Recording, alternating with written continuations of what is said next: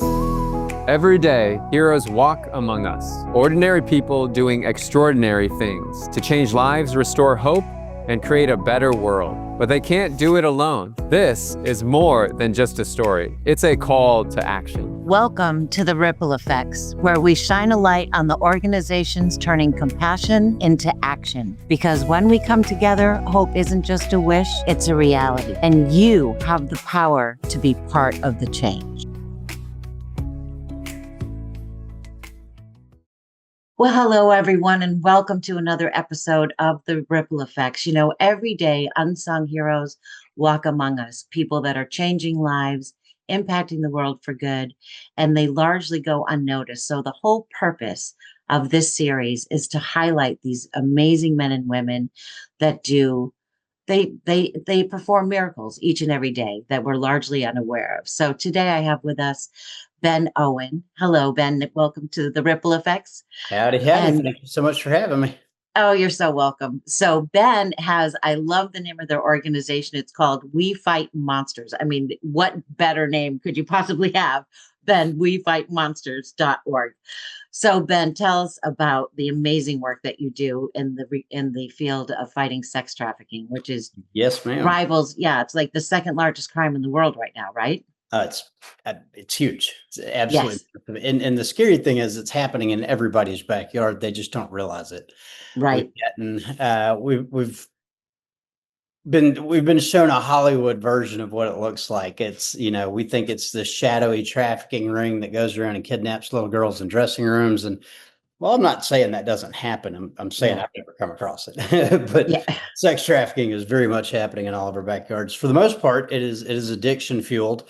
We don't have to have chains to enslave people today. You can do it with fentanyl or crack or any number of substances. And so more frequently than not, we see that being used as the tool of coercion to keep these women and kids doing things they wouldn't otherwise be doing.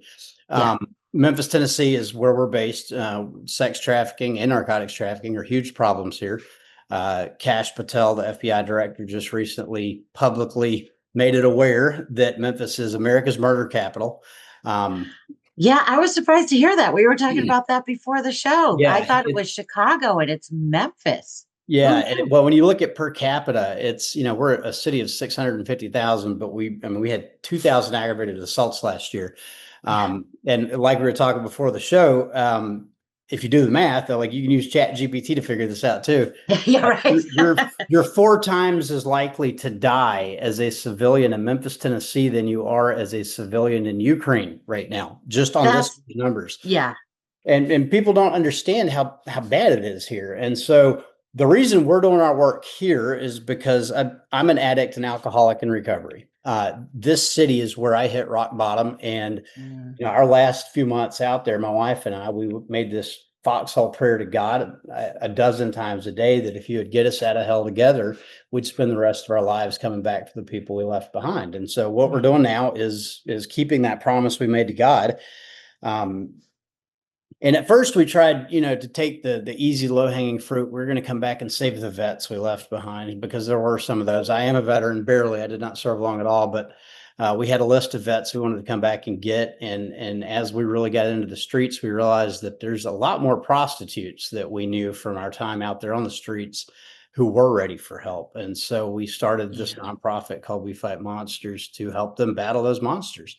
And we're still doing work in the veteran community. We've got another nonprofit called Flanders Fields, and we do help vets battling opiate addiction and homelessness and alcoholism and all of that. Vets stay free of charge in any of our houses, whether they're male or female. We are. And you have what, 14 houses, I want to say? We've got 14 houses in Memphis. And what's really cool, so a decade ago, I got arrested and put on drug court here in Memphis. I was terminated from the program. I was not ready to get sober, but I was court ordered into a halfway house that I was kicked out of after 8 days for breaking every single rule they gave me. When we started our mission in Memphis, the judge who kicked me off of drug court suggested we actually would be the right people to buy those halfway houses. So I actually own the house I was kicked out of now. I bought it. Well, talk about full circle. Right, exactly. It was very much full circle. And the first thing we did when we bought those houses was make them free to vets. And now, we Awesome. can offer the same thing to trafficking survivors. So that was neat on the first 3 houses we got here. The next 2 houses were trap houses. If you don't know what a trap house is, it's a house where narcotics and women are bought and sold. It's a dope house. Oh, wow. The next 2 houses were the dope houses my wife and I used to visit, like where we almost died, where we watched friends die. We were able to negotiate with the streets and shut those houses down without sending anybody to prison and without shooting anybody. We bought them and we renovated them into safe and sober living houses for trafficking survivors. And we've Awesome. since been able to do that with what used to be a brothel.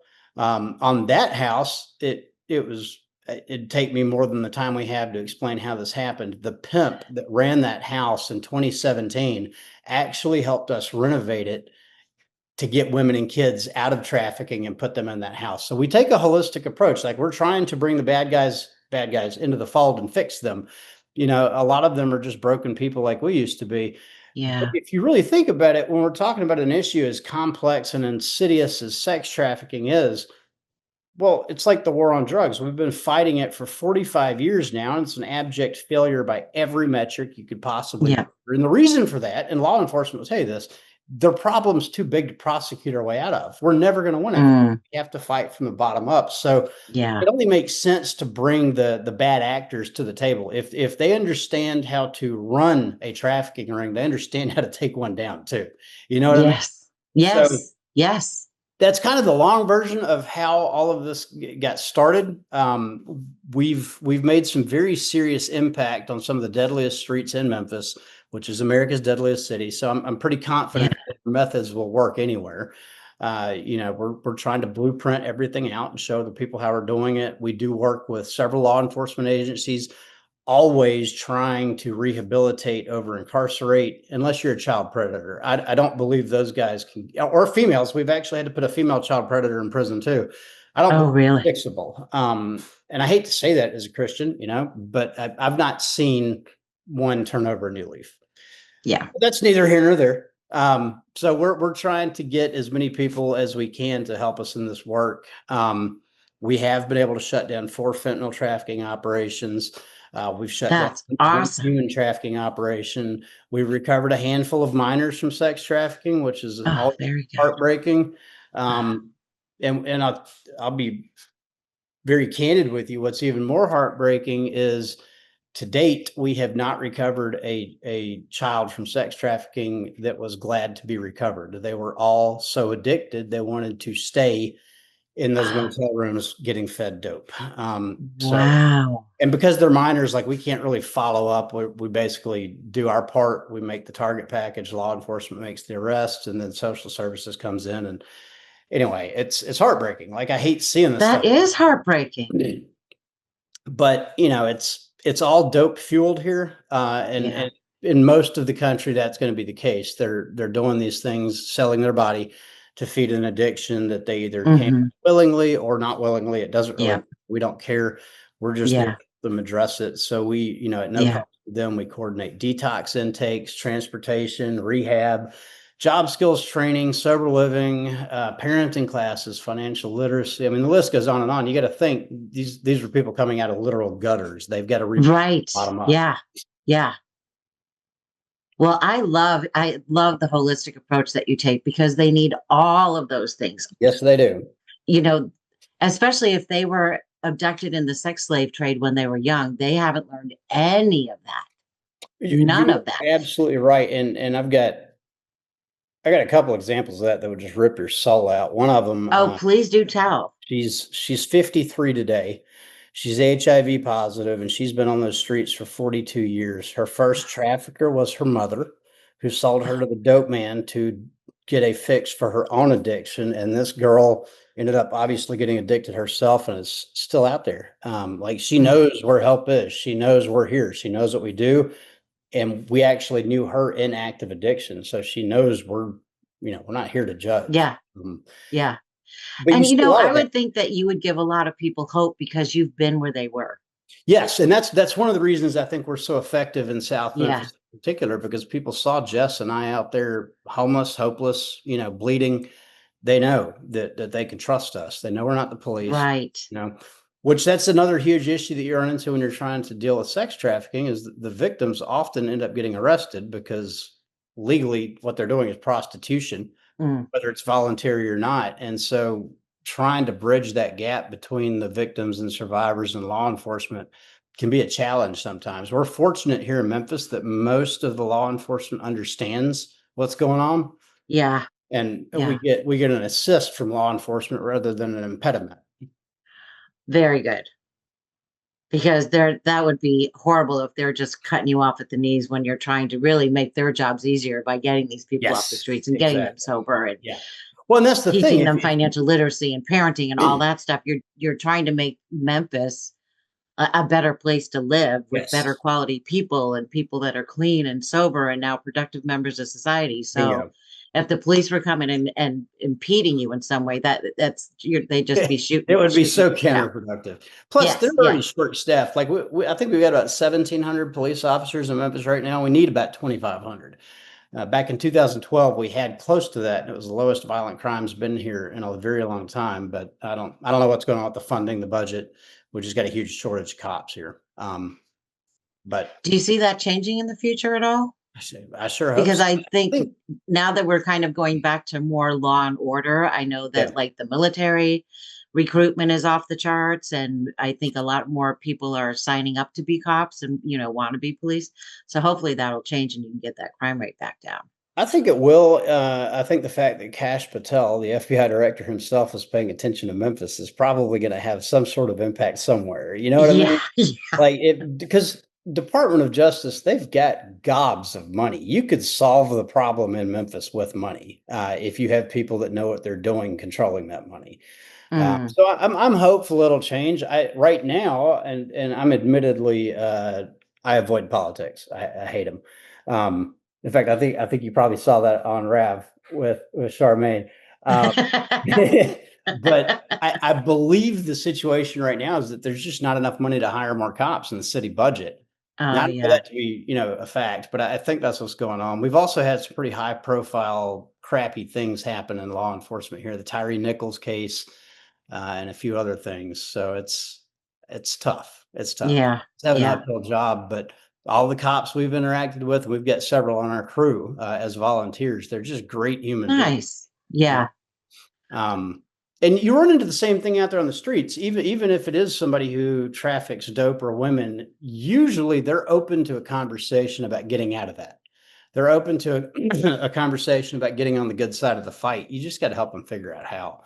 And it's the yeah. same thing for the victims, the women, they just need to know a different and better way to live. And that's why we're so Hmm. big on getting them into recovery. If you can remove the dope from the equation, the Yeah. rest falls into place. Right. Well, it's just a vicious cycle because they're self-medicating because they hate their life. So let me Yeah. get high so I can be numb and not think about it. And you know what I mean? It's just, Oh yeah, it's absolutely yeah, cycle, and it is very yeah, much a generational thing. Like the lady I told you about who was sold by her mom when she was 12. That's not a unique yeah, story. I wish it was. That's yes, actually far more common. I believe familial trafficking is probably the most common type of trafficking, and it's also one of the least talked about because it's right. uncomfortable. We don't want to accept that a parent can do that to their child or a guardian can do that to their child. Yes. But And, in other countries where they're so poor, they'll sell a kid for a refrigerator or, whatever it might be.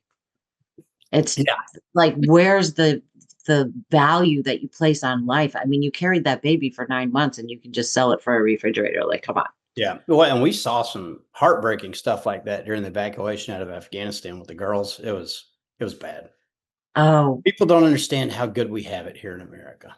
oh, you know what? The fact that you can flip a switch and a light comes on and you open a Yeah, faucet and water comes out is we're light years better off than billions of people on the planet. it's insane. Just It's insane. that, just Yeah, that, let yeah, alone a bed to sleep in and a roof over your head and, a car to drive and food in the refrigerator.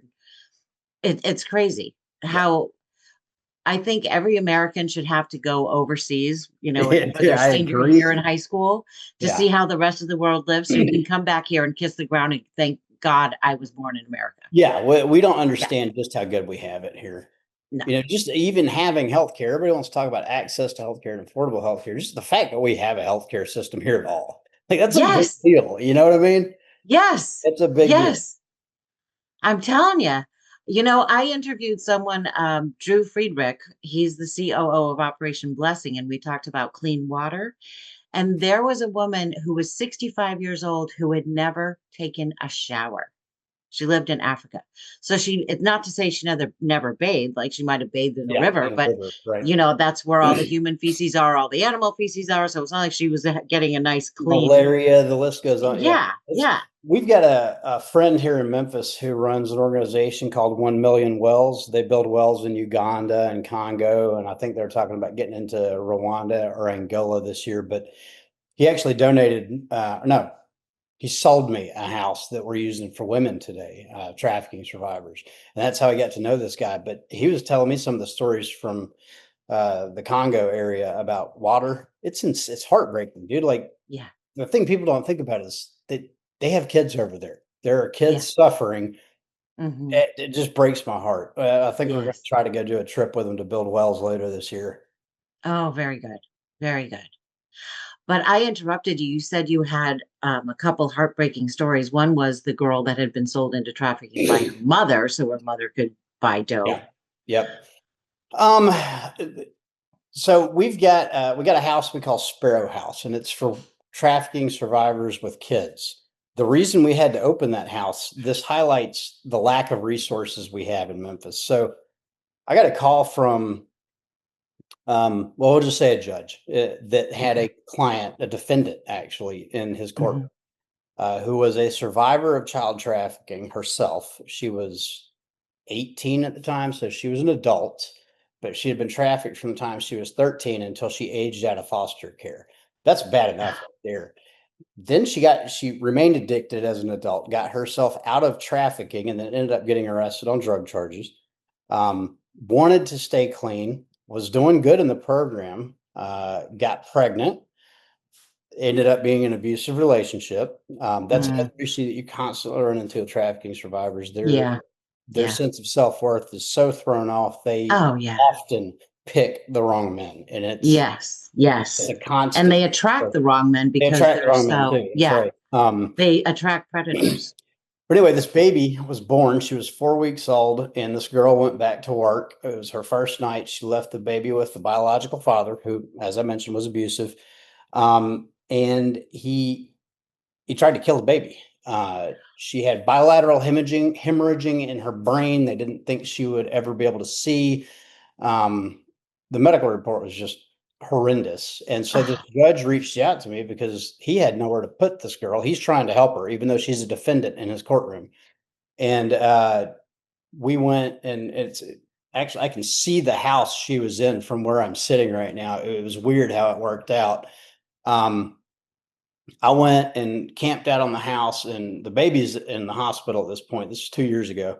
Um, and waited until this dude was gone, made entry, got her and all the stuff out, all of her stuff.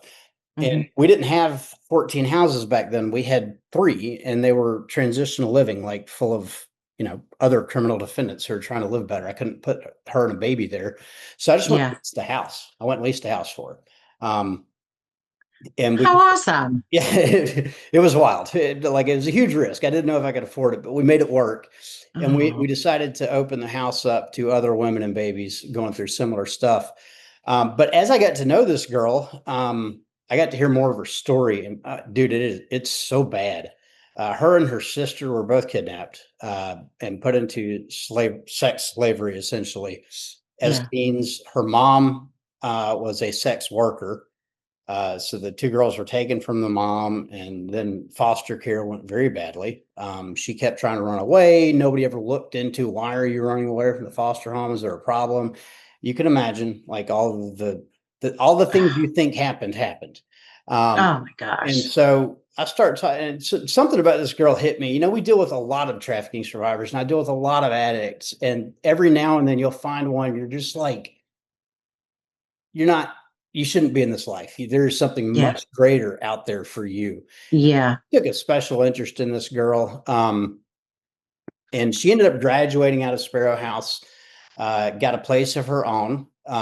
It was working three jobs. The baby lived. They Oh, thought the baby was going to stay in the hospital forever, like her whole life, have to be institutionalized. oh, back to that in a second. She ended up graduating out of Sparrow House after almost about 9 months. Got a place of her own that she paid for by herself, and then took in, get this, her mom and her sister, who could not support themselves and were still struggling. So now this girl at 20 years old, I think she was, is supporting her mother who had abused her and lost her to the foster care system, and her sister who is, she's out there. Let's put it that way, very mentally ill. Yeah. We ended up getting the abuser convicted. Well, no, he took a plea deal, but he was sentenced to 10 years at 100%. So he's gone. Oh, good. He's gone. Yeah. And that baby is celebrating her second birthday a week from today, and I'll be there. Yeah, Awesome. so like some of the stories have happy endings. You know, this girl's Yes. she ended up graduating the drug court program.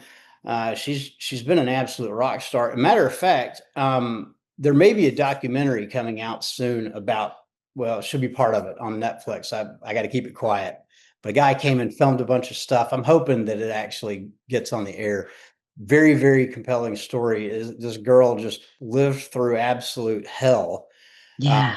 and is now like she's self-sufficient. And not only that, she's taking care of her mother who failed her, and taking Right. her sister who her mother also failed. And it's, I don't know, it's awesome. It's awesome to watch. Talk about forgiveness. Yes, absolutely. That girl has a huge heart. She does. She does. She I is mean, one I of like my to think favorite. I'm a very nice and loving and forgiving person, but that's like, Next that's level. huge. That's That's next level. huge. We Wow. we had another girl that is a survivor herself, who actually ended up becoming a pimp, so a trafficker and an addict and a narcotics trafficker. We were able, that was the first active trap house we shut down. The police got her, but we were able to get her back from that same judge. Actually, he let us have her, and she graduated drug court too. She today is 2.5 years clean, and she's kind of joined alongside us, going back into those same streets to save people. In the last, we put her in another trap house. We call them dope houses to hope houses. So we shut down another Oh, trap I house love that. and then moved her into that. She immediately took in a lady and her two grandchildren who had been on the streets. They're still there today. The kid just got to do prom, and then they took in another family off the street like 3 months ago, and she's just rotating other broken people through this house, kind of picking up strays. You know what I mean? Yeah, yeah. And we didn't Yeah. tell her she had to do any of that. We got her off the streets, we got her clean, we got her through drug court, and we rented her house. That was the end. This woman has decided, nope, that's not the end. I'm joining this Oh, mission. And we see this a lot. We see, guys that have come out of very bad environments, guys that used to sell drugs, are now fighting to go help women get off of dope and put the life of prostitution behind them. I think the city of Memphis is like very ready for this change we're trying to bring to it. We've not yeah. run into any real resistance, Hmm. not much at least. Yeah. Well, the pendulum has swung so far to the left that, you know what I mean? People are probably Yeah, just like, I'm done. Time yeah, to make a change and go back to the right, you know? yeah. But you're just a shining example. I mean, I can't think of, you and your wife must just, because of your background, you're trustworthy. You know what I mean? Like, Well, there's and that's the nothing that thing. somebody's going to say that's going to shock you that you haven't seen or heard or Oh dealt yeah, with or oh whatever. yeah, So yeah. you have that like bond almost that you can build that foundation of a It relationship all with comes people. back to human connection. And when we're Yes. talking human connection, I mean, trust Yes. is currency. It is social currency. That is how things get accomplished. Um, so I know I opened this up saying, like, I feel like this can be replicated everywhere. It may not be able to be replicated by just one person. You might have to have one person who can help fund it, one person who has that implied trust already, one person who trusts law enforcement, one person who's, you know what I mean? But you Yeah. can do all of this. You Well, can do that's the this anywhere. point is we want to take what you're doing and it should be replicated in every city in the country because sex trafficking, I think if somebody says, oh, it's, American Cancer Week or whatever, and all the baseball teams are wearing their pink uniforms and everybody's got their pink ribbons out because everybody knows somebody that has cancer. Yep. Well, there's going to come a time where everybody's going to know someone that's been trafficked because it happens every 30 seconds. someone is trafficked for sex. Yeah. Yeah. Well, and I'll add to that, not to be a downer, but every 11 minutes somebody dies from a fentanyl overdose too. Ugh, And we're being disingenuous if we don't tackle the fact that yes. trafficking or let's just say trafficking goes hand in hand, because Yeah. narcotics trafficking and sex trafficking Yep. are one and the same. They're all facilitated by the same networks. They're sold out of the same houses. Yep. Often, you've got the same customer base in many cases. So we're trying to tackle those twin evils at once, and it's Yeah. much easier that way. A lot of And trafficking organizations, when they do recoveries, if you don't focus on the addict first, the trafficking mhm, survivor second, they're going to revert back to that and end up back in the same place. You yep. have to address the addiction side of it. Otherwise, they're going right back to it. Yeah, Yeah. Well, unless you address the addiction side of it, they're not gonna be in their right mind anyways. They're not exactly. thinking clearly. They're not thinking about tomorrow. They're thinking an hour from now, not It, what's the rest yeah, of my life gonna be like. yeah. Yeah. Well, and most of these women, they don't like it. It's an awakening for them to realize they have a rest of their life. They didn't, none of them have Yes. even conceptualized that they have a future. Take a Yeah. woman like the one I told you about that's HIV positive and 54. She entered that life at 12 years old. It's impossible for her to envision anything different for herself, even though she's seen friends that were out there with her for 20 years in those same gutters. She's seen them have a year, 2 years, 3 years clean now with jobs, and they got custody of their kids back and all these other things. She Yeah. can't see it for herself. Yeah. Well, It's you have to change the mindset, right? yes. You Yep. do deserve more. You are worthy. Yep. You have value. I mean, they've just been told that they're worthless for their whole entire life. You don't Yep. change that mind around in a day, you know? No, you don't. And Yeah. their entire sense of self-worth has been really distilled down to their value as a commodity, to be Yes. bought and sold. And that's Yeah.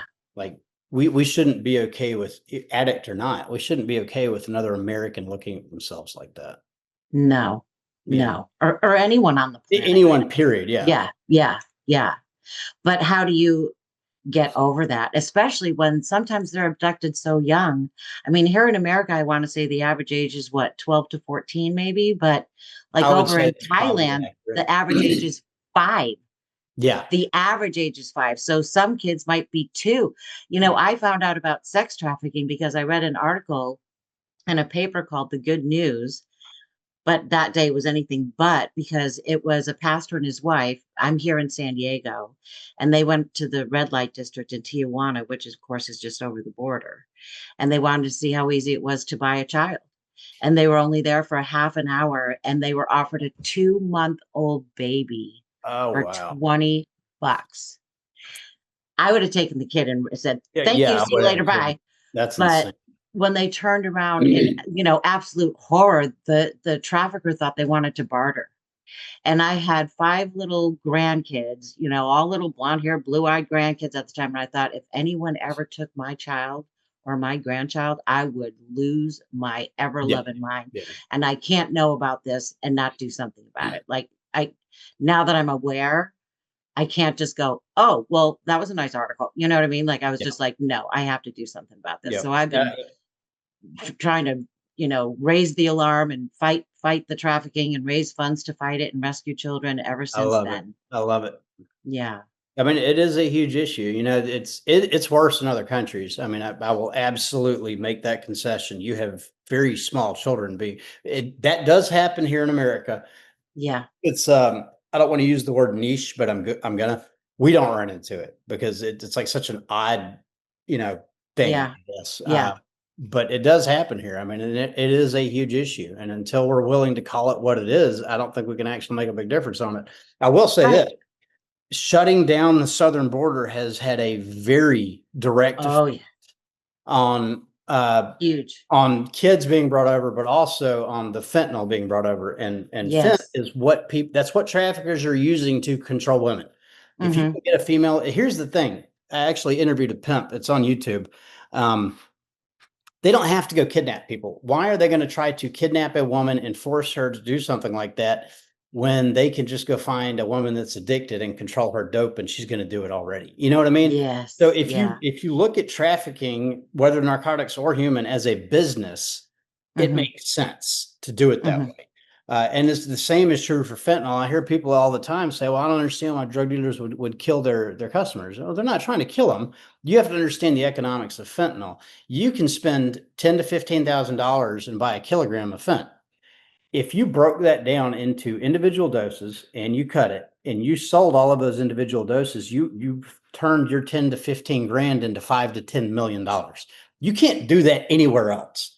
You know what I mean? Wow. Now there's Yeah. always middlemen in this process, and nobody like really actually does what I just described, but you could. And that's the Yeah. economics of fent. You can also control an endless sea of females and males to do whatever you want them to sexually. Mhm. So if you're trying, I guess I just gave a master class on how you could stand up in a trafficking ring, but like you see what I'm saying though. Like this is what Yes, I do. I do. I do. Yeah. Yeah. the financial incentive is so strong there.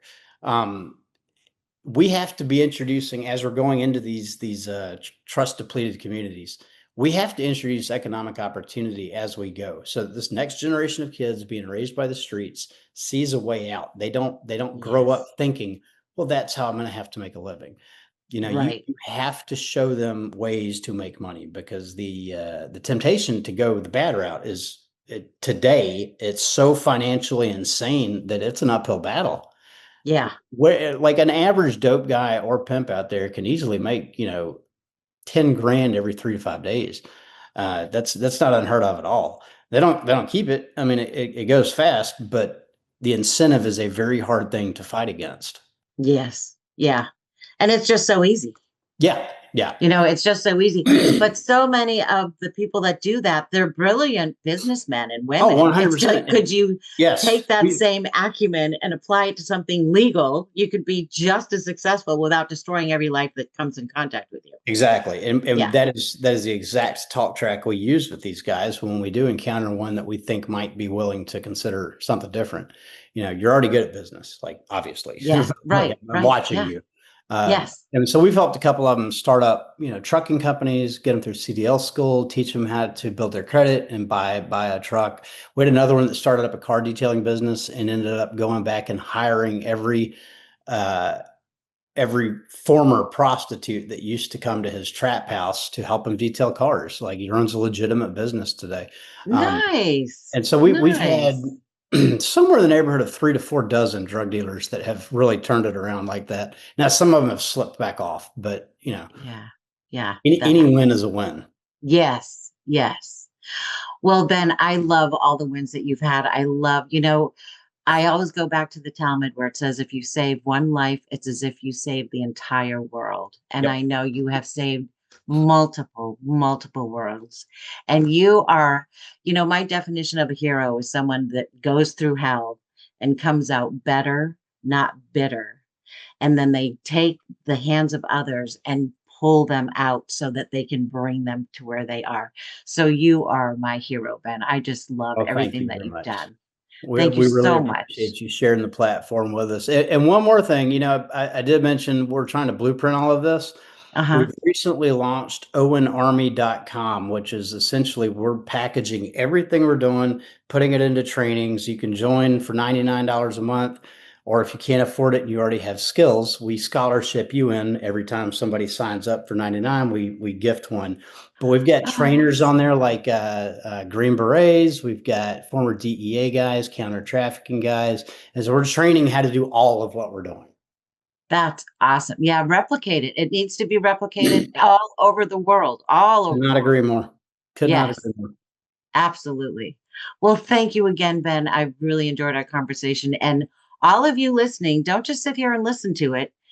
You can go to therippleeffects.org and get involved. You can donate directly to wefightmonsters.org and all the plethora of other amazing organizations and things that Ben is doing. So don't just sit on the couch and go, oh, well, that was nice. I always say life doesn't come with a remote control. You've got to get up and change it yourself. So there's Exactly. no time like right now to get up and start being part of the change. So thanks again, Ben. And I know that we'll be talking. We'll be Thanks, talking. Wendy. Okay. Appreciate you very much. You've seen the impact, you've heard the stories. Now the question is, what will you do? Whether it's a donation, sharing their mission, or getting involved, every action matters. Visit therippleeffects.org to learn more and be part of something bigger than yourself. Because together, we're not just watching change happen, we are the change. Don't just watch the ripple. Be the reason for it.